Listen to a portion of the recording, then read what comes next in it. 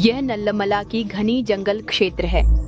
नाम के अनुरूप दोपहर के बीच में भी सूर्य की किरणें उस जमीन तक पहुंचने में असमर्थ हैं।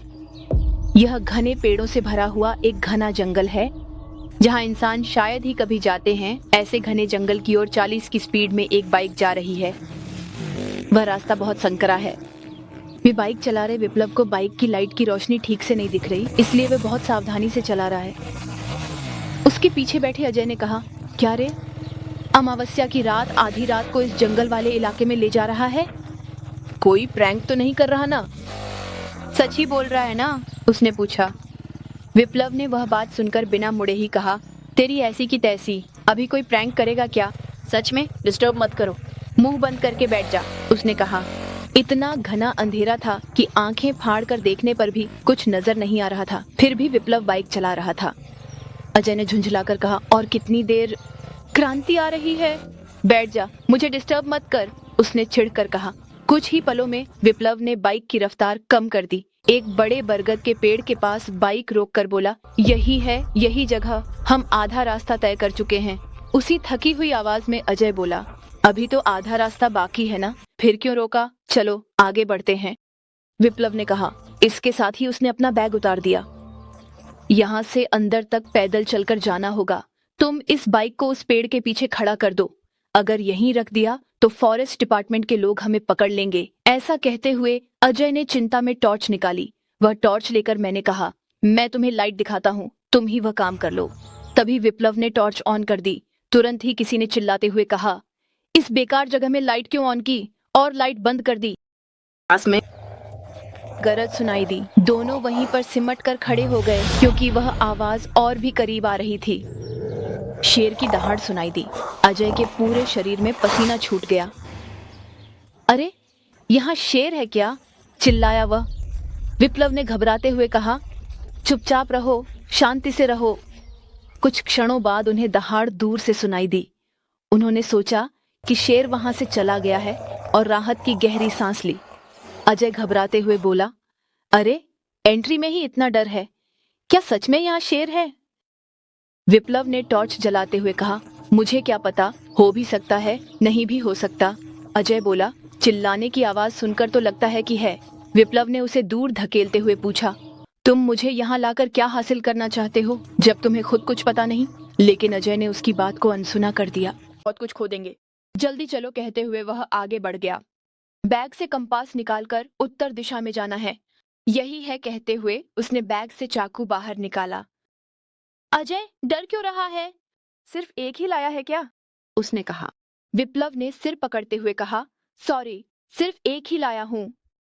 अजय गुस्से में बोला, तेरे जैसे बेकार को साथ लाकर देखो, मुझे भी हथियार चाहिए, समझा? इतना भी दिमाग नहीं है क्या? ऐसा चिल्लाया।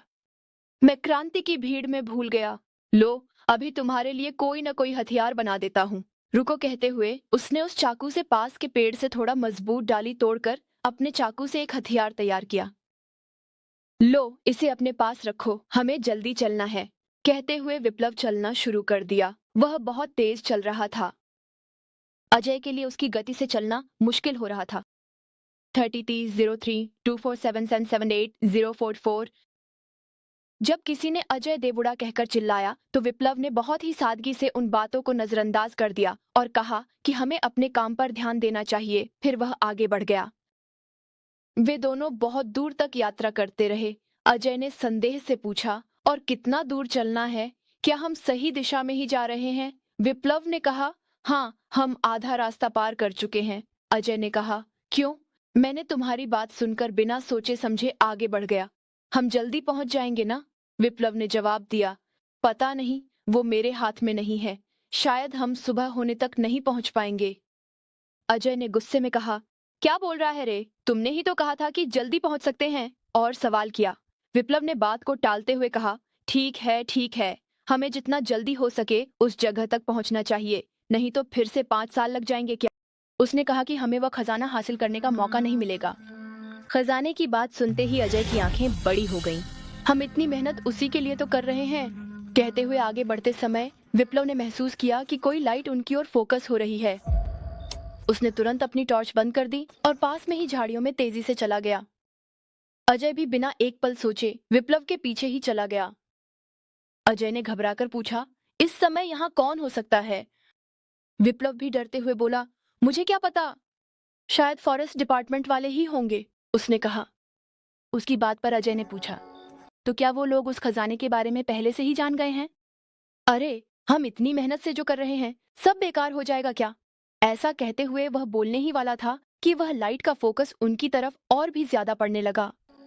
यह देखकर विप्लव ने तुरंत अजय का मुंह बंद कर दिया और बोला, थोड़ी देर चुपचाप बैठो, यहाँ कुछ तो हो रहा है। अगर वे हमें देख लें तो यहीं पर हमारी जिंदगी खत्म कर देंगे। ऐसा कहते ही उन्हें एक युवती की रोने की आवाज सुनाई दी। वह सुनते ही अजय का शरीर कांप उठा। कोई रो रहा है? क्या तुम्हें वह आवाज अलग लग रही है? उसने पूछा। लगभग विप्लव की आवाज भी उसी तरह कांप रही थी। हाँ, मुझे भी सुनाई दी। शायद वह आवाज वहीं से आ रही है, ऐसा उसने कहा। उसी क्षण बिना देर किए, तो हमें चलकर उसे बचाना चाहिए। कहते ही विप्लव ने उसका हाथ पकड़कर पीछे खींच लिया और धीरे से बोला, क्या तुम्हें पागलपन हो गया है? हम यहाँ किस काम से आए हैं, भूल गए? कोई भी रोए तो तुम्हें क्या फर्क पड़ता है? अजय ने कहा, अगर कोई लड़की मुसीबत में हो तो क्या उसे बचाना नहीं चाहिए? उन्होंने बात कर ही रहे थे कि तभी उस युवती की रोने की आवाज फिर से तेज हो गई, लेकिन इस बार वह आवाज उनके पीछे की ओर से आई। अजय वहीं पर सिहर गया। वह पीछे मुड़कर देखने की भी हिम्मत नहीं कर पाया। अरे विप्लव, यहाँ क्या हो रहा है यार? पहले तो हमें दूर से सुनाई दे रही थी, अब हमारे पीछे से आ रही है, घबराकर अजय बोला। इस पर विप्लव ने कहा, मैंने इस इलाके के बारे में थोड़ा सुना है। सब लोग कहते हैं कि यह कोई अजीब हॉन्टेड जगह है, लेकिन मैंने सोचा था कि इसमें कोई सच्चाई नहीं है, विप्लव बोला। यह सुनते ही अजय ने गुस्से में उसकी पीठ पर एक थप्पड़ मारा। गुस्से में उसने कहा, क्या तुम्हें बिल्कुल भी अक्ल है? आधी रात को, वो भी अमावस्या की रात, मुझे यहाँ ले आए हो और अब कह रहे हो कि यह हॉन्टेड जगह है? वे दोनों आपस में बात कर ही रहे थे कि दूर कहीं एक रोशनी तेज हो गई और साथ ही उस युवती की चीख भी उन्हें और करीब से सुनाई देने लगी। अजय का दिल जोर जोर से धड़कने लगा। ठीक उसी समय उस जंगल के दूसरी ओर स्थित फॉरेस्ट चेक पॉइंट के पास इंस्पेक्टर वह कह रहा है। उसे एक युवती की चीखें सुनाई दी। वह धीरे से उठकर खड़ा हो गया। वह पास ही थोड़ी दूर पर खड़े कांस्टेबल की ओर इशारा करते हुए बोला, गायत सिंह, लगता है कोई युवती मुसीबत में है, हमें जंगल के अंदर जाना होगा, चलो। कहते हुए वह अपनी बुलेट बाइक के पास आ गया।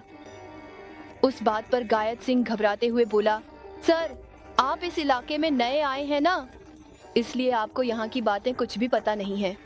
आप जो सोच रहे हैं वो चीखें इंसान की नहीं है, उसने कहा। यह सुनकर इंस्पेक्टर दया हैरान होकर बोले, अगर इंसानों की नहीं है तो फिर किसकी है? क्या भूत की है? उसने पूछा। इस पर गायत सिंह बोला, भूत की नहीं है सर, वो एक तांत्रिक औरत की है। वो चीखें किसी मुसीबत में पड़ी औरत की नहीं है। हमारा दरअसल वे आवाजें लोगों को उस जंगल में फंसाने के लिए जाल बिछाने वाली चीखें हैं। अगर हम वहाँ गए तो हमारी जिंदगी खत्म हो जाएगी, हम भयानक मौत मरेंगे, उसने कहा। वो बातें सुनकर इंस्पेक्टर दया जैसे सदमे में वहीं खड़ा रह गया। उसी समय फिर से जंगल के अंदर से वही चीख सुनाई दी। गांव के लोगों की भावुक और गहरी प्रार्थनाएं सुनकर इंस्पेक्टर दिया कुछ पल के लिए रुके। उन प्रार्थनाओं में छुपी चिंता और उम्मीद ने उनके मन को छू लिया।